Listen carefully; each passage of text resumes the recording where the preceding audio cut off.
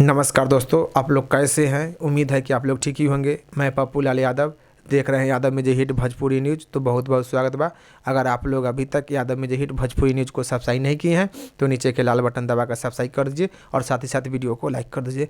तो पहले आप लोग नीचे कमेंट बॉक्स में बताइए कि किन किन दर्शक लोग अभी तक प्रदीप पांडे चिंटू जी के सुपर डुपर हिट फिल्म विवाह 2 देख ले बानी। नीचे कमेंट बॉक्स में बताइए कि किन किन दर्शक लोग अभी तक प्रदीप पांडे चिंटू जी के विवाह 2 फिल्म देख ले बानी। क्या कि विवाह 2 फिल्म फुल्ली पारिवारिक फिल्म रहे, अश्लीलता से बचकर रहे। आप लोग पूरा परिवार एक साथ बैठकर विवाह 2 फिल्म देख सकत बानी।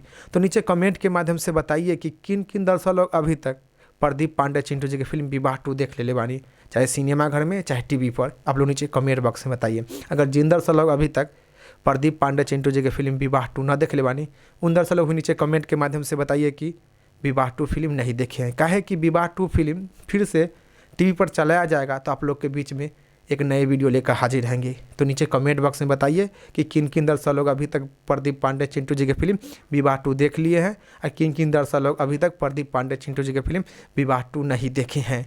तो आप लोग कोई छोटा सा जानकारी बताबे के रहे तो इस जानकारी के बारे में का रहेगा, का विचार बा, नीचे कमेंट बॉक्स में बताइएगा। फिलहाल में इतने, फिर से मिलेंगे अगले वीडियो में। जय हिंद, जय भोजपुरी।